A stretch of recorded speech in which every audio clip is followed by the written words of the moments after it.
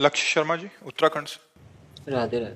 राधे राधे महाराज जी। महाराज जी, मैं शिव भक्त हूँ, शिव शिव जपता हूँ। महाराज जी, मेरा प्रश्न है कि जब आप काशी में थे तो आपने गुरु का चयन कैसे किया? अतः गुरु हमें खुद चुनते हैं। जब आप वृंदावन आए तो नाम और मंत्र आपके श्वास पर वो कैसे परिवर्तित हुआ? वैराग्य पंथ से प्रेम मार्ग में क्या पूर्व नाम जप की गणना नए पथ में जुड़ती है? इसे नई साधना मानेंगे या पूर्व की ही? कैसे बताएं? बतावे तो पूरा इतिहास है बचपन से लेके अभी तक का। वो क्या कुछ शब्दों में बता देते हैं कि जैसे हम घर से निकले तो हमारी खोज हुई। तो 2-3 दिन में सबसे पहले बड़े भाई आए तो उनको कठोर जवाब देकर वापस कर दिया। फिर पिता आए। पिताजी बहुत कड़क स्वभाव के थे, कठोर स्वभाव उनका था। शासन बिल्कुल सत्य, धर्मात्मा, नंगे पैर हल जोतने वाले किसान। कभी जूता नहीं पहना, कभी सिले कपड़े नहीं पहने। तो जब वो आए तो हमें लगा कि अब पिटाई होगी, क्योंकि वो बहुत कठोर स्वभाव। उनका खड़े हो जाओ, तो उनका नहीं खड़े होंगे क्योंकि तुम घर ले जाओगे। उनका नहीं, खड़े हो जाओ। खड़े हो गए तो बोले क्या बात है, क्यों भाग आए? तो उनका हम भगवान का भजन करके भगवान को प्राप्त करना चाहते हैं। उनका ऐसे भगवान की प्राप्ति होती है, मारे मारे घूमने से भगवान की प्राप्ति होती है। भगवान की प्राप्ति तो साधना से होती है, और वो गृहस्थी में भी हो सकती है। हम लोग भजन नहीं कर रहे क्या? तो हम कहा हमें ऐसा भजन नहीं करना, हमें विरक्त होकर भजन करना है। तो उनका सच्ची बात, तो हम रो पड़े। एक तो भय उनका, और दूसरा कि हमें घर न ले जाए, हमें भगवान की प्राप्ति करनी है। पूर्व जन्म का कुछ ऐसा था कि जो हमें भगवान की प्राप्ति करने का चस्का लगा। कोई हम दुख या किसी समस्या से थोड़ी निकले। 13 वर्ष के बालक को क्या दुख, 9th क्लास में पढ़ रहे थे। तो पिताजी ने ऐसे गले लगाया, राम राम राम। वो स्वयं भक्त थे, ऐसे गले लगाया, 3 बार कहा राम राम राम, और कहा बेटा ऊसर में बैठोगे तो फूल बरसेंगे, जाओ हमारा आशीर्वाद है। लेकिन जिंदगी में अगर हमने ये सुना कि किसी माई बहन की तरफ तुम्हारी गंदी दृष्टि हुई, नहीं, गृहस्थी में चलो और भजन करो, और अगर बाबा जी बनो तो जीवन में कभी ये शिकायत हमें न मिले। तो हमका वादा करते हैं कभी शिकायत नहीं मिलेगी। तो उनका चलो हमारे साथ।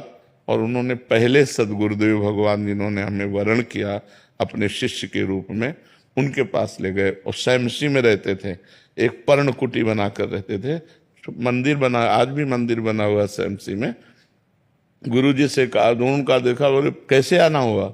बोले स्वामी जी ये लड़का कह रहा हम बाबा जी बनेंगे। तो उनका कोई बात नहीं, एक छोड़ दो, 1 हफ्ते में भाग के घर आ जाएगा या तो बाबा जी बन जाएगा।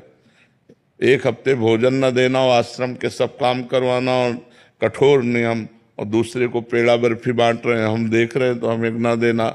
लेकिन हमारे मन में आया कि हमको भगवान की प्राप्ति करनी, हमको गुरुजी दें या ना दें। 1 हफ्ता बाद उन्होंने कहा जाओ गंगा स्नान करके आओ, आज तुम्हें मंत्र देंगे। फिर उन्होंने हमको शिव मंत्र दिया।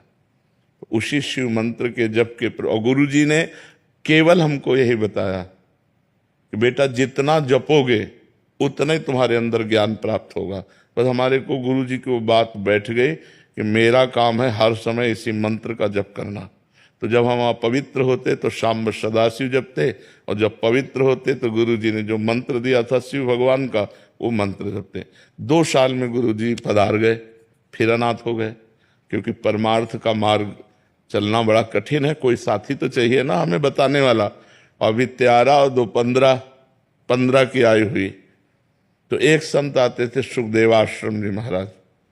उनसे हमने कहा महाराज जी हमारी जवानी और की तरफ कदम बढ़ रहे हैं और हमें हमारे गुरु जी अंतर ध्यान हो गए, हम चाहते हैं आप कृपा करें और मुझे आगे का मार्ग। फिर उन्होंने आगे का मार्ग महावाक्य और ये दिया। तो कुछ ही समय, लगभग 6 वर्ष 7 वर्ष वहाँ रहे। इसके बाद गंगा का किनारा पकड़ लिया। घोर विरक्ति, 1 रुपया कभी जीवन में नहीं रखा, ना आज है हमारे पास, ना आज है और ना जीवन में रखा। जैसे जीवन में थे वैसे ही। अंतर बस ये हो गया, पहले एकांत रहते थे, अब समाज में रहते हैं। पहले भरण पोषण आकाश वृत्ति के द्वारा होता था, आज भी भरण पोषण आकाश वृत्ति के द्वारा ही होता है।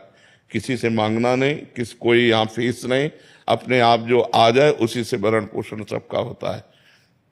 भगवान की कृपा से जब काशी पहुंचे तब लगा जीवन का यही स्थान है, आजीवन काशी वास करो। घाटों में वास करते थे, किसी आश्रम में नहीं। ऐसे करने का स्वभाव नहीं था। तो जो हमारे सामने आ जाता, इसलिए कई कई दिन भूखे रहने पड़ते। वो सब कष्ट सहते हुए फिर काशी में ही हमको भगवान की प्रेरणा हुई। रास कैसा होगा वृंदावन, और वहीं से विधान बना। इतने में 20 वर्ष कम से कम व्यतीत हो गए होंगे, जितनी बात बता गए सारांश में बता। फिर वृंदावन आगमन हुआ, वृंदावनेश्वरी ने कृपा की और ये उपासना दे दी। तो इसमें मूलतः भगवान की ही सब रचना है। हम कहीं कोई खोज नहीं की, हम कहीं कोई चाह नहीं की, आगे से आगे क्या करना है क्या करना, वो सब करते चले गए।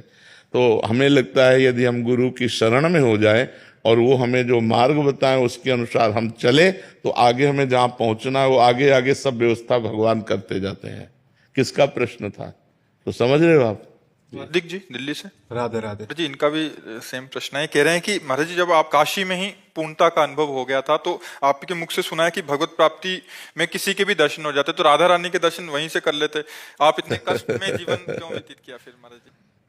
नहीं, राधा रानी के दर्शन की इच्छा ही नहीं थी, काशी में नहीं थी। जो आनंद मिला वो पूर्णता का था।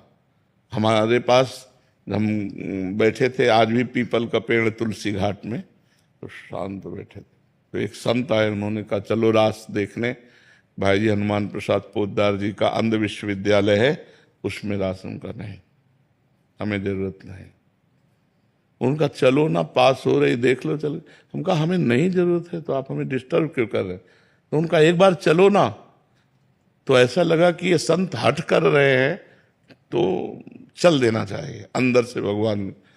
ऐसे ही मतलब कोई हमारी रति नहीं, कोई श्रद्धा नहीं, क्योंकि संन्यास मार्ग के पति जी गए तो दिन में चैतन्य लीला और रात्रि में रास लीला। 1-2 दिन देखा तो बस ऐसा लगने लगा कि हमारी मांग यही है। 1 महीना देखा तो लगा अब हम जी नहीं पाएंगे। तब हुआ कि चलो वृंदावन, रास देखने के लोभ से कि वृंदावन में रास होता रहता है, अब हम रास के बिना जी नहीं सकते, तो हमको ऐसे वृंदावन लाए। हमें ये नहीं था कि मुझे राधा रानी के दर्शन करने हैं या मुझे राधा रानी की उपासना करनी है, ऐसा बिल्कुल नहीं था। हमारा तो बस भगवान शिव में अनन्यता थी, और वही। आपको शिव जी के दर्शन तो वहीं पे हो गए थे, जी। तो जैसे आपने सत्संग में बताया था, तो आपने बताया था कि जब एक बार दर्शन किसी भगवान के हो जाए तो हम चाहेंगे तो किसी भी रूप का चाह सकते हैं। हाँ। तो जब आप तो हम चाह कैसे, चाह तो वृंदावन ने प्रकट की, वही तो आपको बताना चाहते हैं। प्रियाजू के मिलन की चाह तो वृंदावन ने प्रकट की, प्रियाजू के लालजू की लीला की चाह तो वृंदावन ने प्रकट की। ये मेरी चाह नहीं थी, ये तो वृंदावन की चाह थी। वृंदावन की चाह विश्वनाथ जी ने प्रकट की, चलो वृंदावन। वृंदावन आए, अब वृंदावन का जब रंग चढ़ा तब ये बात आई। उसमें ऐसा नहीं होता। अच्छा महाराज जी आ गए आप, नहीं तो हम सब तो भगवान का